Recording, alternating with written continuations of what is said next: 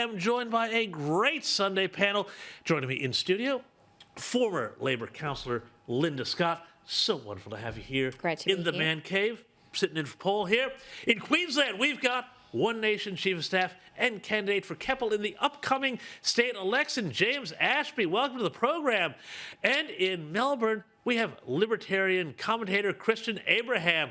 Welcome to you all. Now, the big story in politics for the next few days is going to have to be, I think, the one-year anniversary of the Voice's defeat. What went right? What went wrong? Why did they lose? Linda, let's open up with you. What are your thoughts? You've heard what I had to say about still the rancor on the yes side about where it all went wrong for them. What do you think? Look, books will and have been written on this, haven't they? And of course, 40% of the nation did vote yes, and we have a history of referendum losses in this country. That's the truth of it, on conservative and progressive sides of politics. So I'm sure that the analysis will continue and that this week, as you say, James, will bring a looking back on this year.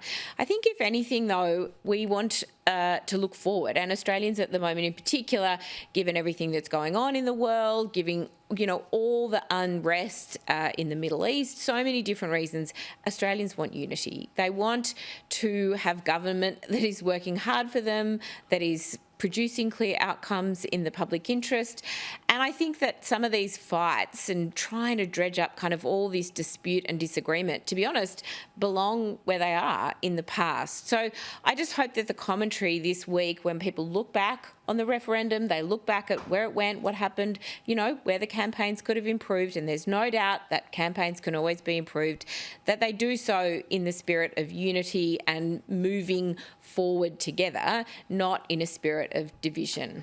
Yeah, but of course, a little bit of division, James Ashby, is not always a bad thing because, of course, division is where you get disagreements and ideas and sparks come out of all of that. But I want to ask you about what Linda's just said here because, if we want to move forward together as a nation, I mean, was it a mistake, do you think, James Ashby, as a political strategist, to waste more than a year of your opening political capital as a new government on this vote, which, no matter what you thought about it, was really divisive? Well, it was always going to be a distraction for a new government, but the commitment was made, and so Anthony Albanese thought this was the most important thing for Australians to deal with at the time. It wasn't, and that's the reality of it. Look, I agree with Linda, we don't want division in the country, and that's why 60% of the Australian population said no to this. There was too much division that was outlined over that 12 months. I'm glad we had time to flesh this out. I'm glad that we had the conversation, we heard both sides. There was one side that wasn't very honest whatsoever, and that's why they lost.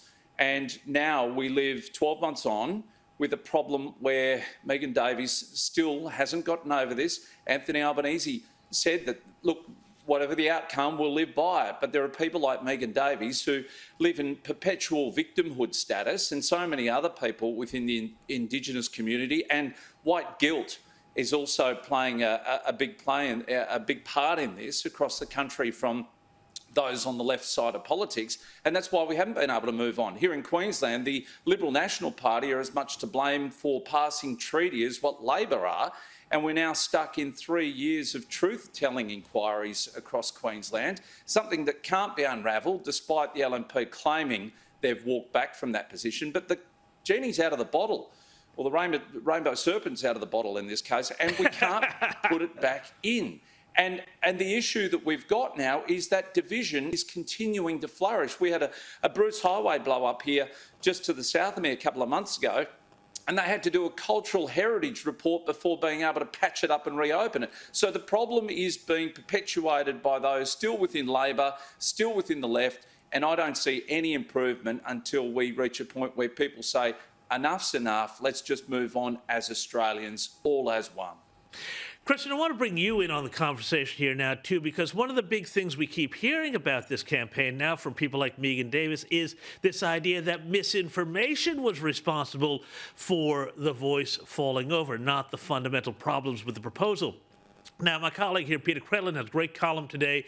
She has said that if her reporting had been done on the Voice post a misinformation bill, i.e. if the misinformation bill had passed before, that could not have been possible. And yet she turns out to have been right about an awful lot of the stuff that she wound up revealing here.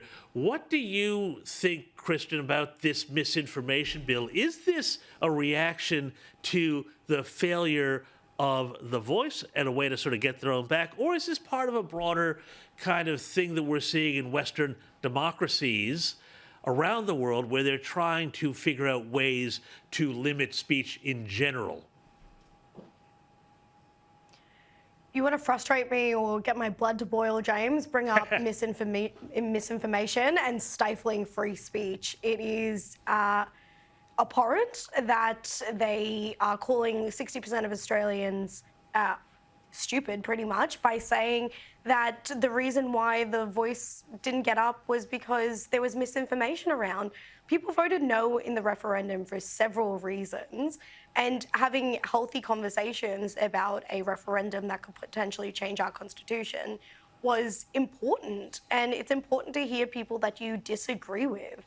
And the fact that they have tried to leverage off The Voice into this misinformation keeps me up at night, because we will end up in an Orwellian thought police kind of situation if they are able to get this over the line. And yeah, help us if they do. So yeah, frustrating for me, James, and 60% of Australians voted no in the referendum, and they should listen to that.